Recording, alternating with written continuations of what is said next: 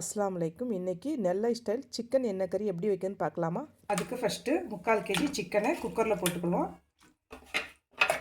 Wash பண்ணி வச்சுருக்கேன். மஞ்சள் போட்டு 3 ஸ்பூன் இஞ்சி பூண்டு பேஸ்ட்,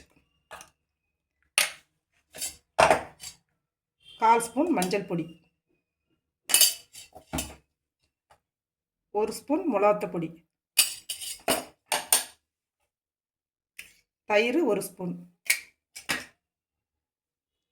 அரை லெமனை புளிஞ்சு விட்டுக்கிடுவோம்.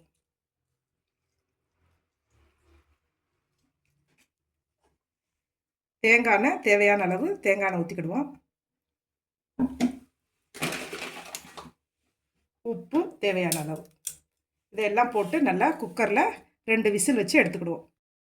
சிக்கனில் இப்போது அரை கிளாஸ் தண்ணி ஊற்றி 2 விசில் போட்டு வேக வச்சுக்கிடுவோம். இப்போ ஓப்பன் பண்ணி பார்த்துக்கிடுவோம். சிக்கன் நல்லா குக்காய் வந்துருச்சு.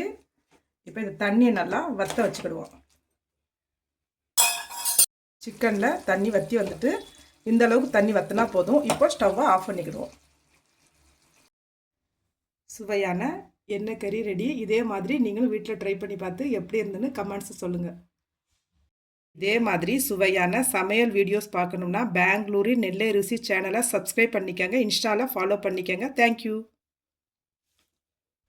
Subscribe and follow Bangalore Nellai Rusi on Instagram.